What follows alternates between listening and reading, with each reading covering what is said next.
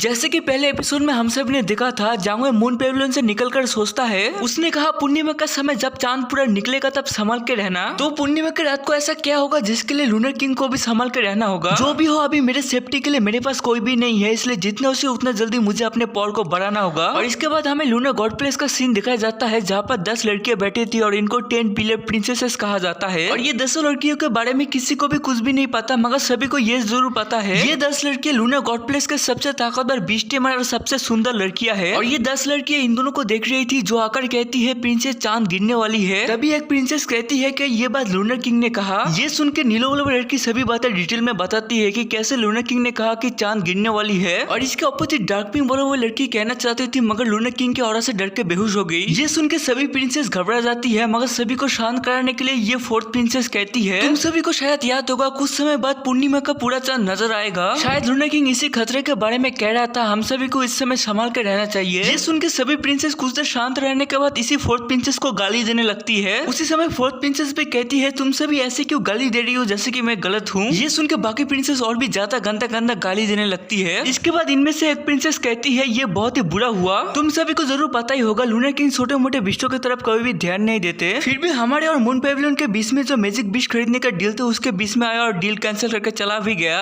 इसलिए मुझे लगता है मून पेविलियन में ऐसा कुछ होगा जिसके ऊपर लूनर किंग का इंटरेस्ट होगा। और मुझे लगता है ये इंटरेस्टिंग चीज बहुत ही ताकतवर एम्पायर लेवल का बीस्ट होगा। ये सुन के बाकी सभी महारानी चौंक जाती है। और इनमें से एक प्रिंसेस कहती है, इसका मतलब लूनर किंग एक एम्पायर लेवल के बीस्ट को टेम करना चाहता है। ये सुन के दूसरा प्रिंसेस कहती है, इसका मतलब समझे लूनर किंग के बॉडी में जो गॉड सील है वो जागने वाला है। और अगर ये हो गया तो हम कभी भी लूनर किंग के खिलाफ जा नहीं पाएंगे। और हम मून पेविलियन के तरह ही दुनिया का कोई भी ताकत कभी भी लूनर किंग को हरा नहीं पाएगा। और सभी को लूनर किंग के सामने झुक के रहना होगा। और ये बातें सोच के सभी प्रिंसेस पूरी तरीके से शांत हो जाती है। और इसके बाद फोर्थ प्रिंसेस एक बंदे के साथ कांटेक्ट करती है। और दूसरी तरफ से ये बंदा कहता है, फोर्थ प्रिंसेस आपने हमें कांटेक्ट किया, इसका मतलब कि आप हमारे साथ जुड़ना चाहती हैं। फोर्थ प्रिंसेस भी कहती है, अगर मैं ये कहूँ कि लूनर किंग एक एम्पायर लेवल के बीच को टेम कर चुका है, क्या तब भी आप ब्लैक मून वाले लूनर किंग के साथ पंगा लेंगे। ये सुन के सामने जो बंदा था वो पूरी तरीके से शांत हो जाता है और कुछ भी नहीं कहता। ये देखकर फोर्थ प्रिंसेस कहती है, तुम सभी को क्या हुआ, एक साथ के सभी को सांप सूंघ गया, तुम सभी लोग डरपोक हो। लूनर किंग के बात सुन के सभी लोग डर के भाग गए। उसी वक्त एक मिस्टर सा बंदा भी कहता है, मुझे फोर्थ प्रिंसेस से बात करने दो। और फोर्थ प्रिंसेस भी ये देख के इसको बात करने के लिए अलाउ करती है। और ये मिस्टर सा बंदा भी बात करने लगता है कि महारानी आप डरो मत, दुनिया में ऐसे भी बंदे हैं जो लूनर किंग के साथ पंगा लेने का हैसियत रखते हैं। इसके बाद हमें डूल मून का सीन दिखाया जाता है। और आप सभी को डूल मून याद ना हो तो मैं बता दूं, इस डूल मून का फाउंडर या बनाने वाला पहले का लूनर किंग था, मगर अभी के लिए लूनर किंग के बॉडी में सूजिंग आ चुका है। मतलब इस डूल मून का मालिक सूजिन ही है। और सूजिन ने सभी को ऑर्डर दिया है कि आसपास के सभी ताकतवर या कमजोर बिस्टों को पकड़कर डूल मून में लाने का। और सभी लोग बिस्टों को पकड़कर डूल मून में ला भी रहे थे। इस वजह से आसपास में अफवाह फैल जाता है कि लूनर किंग छोटे मोटे बिस्टों को सेक्रीफाइस करके अपने ताकत को बढ़ाना चाहता है। और दूसरा अफवाह ये भी था कि लूनर किंग के अंदर का जो गॉड वो बहुत ही जल्दी जागने वाला है। और दूसरी तरफ सूजिन अपने ज्यादातर समय अपने लक कार्ड को यूज करने में ही बिता रहा था। और हमेशा की तरह ही सूजिन को लो लेवल और मीडियम लेवल का बीस्ट मिलता है, सिर्फ एक को छोड़ के। ये देखकर सूजिन भी निराश हो जाता है कि मैंने इस बार 5 लक कार्ड को यूज किया है, फिर भी मुझे लो और मीडियम रैंक का कमजोर बीस्ट ही मिल रहा है। ये सोचकर अपने सभी कार्ड को वापस कर देता है, मगर एक को छोड़कर। और सूजिन इस बीस्ट को देखकर सोचता है, हालांकि मैंने कहा था एक हाई लेवल बीस्ट मिल जाने के बाद मैं उसके साथ कॉन्ट्रैक्ट साइन कर लूंगा, मगर ये बीस्ट देखने से ज्यादा खास नहीं लगता। और मैंने पुराने लूनर किंग के मेमोरी में भी देखा है, जहाँ पर इस बीस्ट के बारे में कुछ भी नहीं है। लगता है ये बीस्ट इतना कमजोर है कि पुराने लूनर किंग को भी इसके बारे में नहीं पता। और ये सोचकर अपने मोबाइल निकलकर ऑनलाइन में सर्च करता है मून लेक बीस्ट, मगर नीचे लिख के आता है कि हमें इस बीस्ट के बारे में कुछ भी नहीं पता।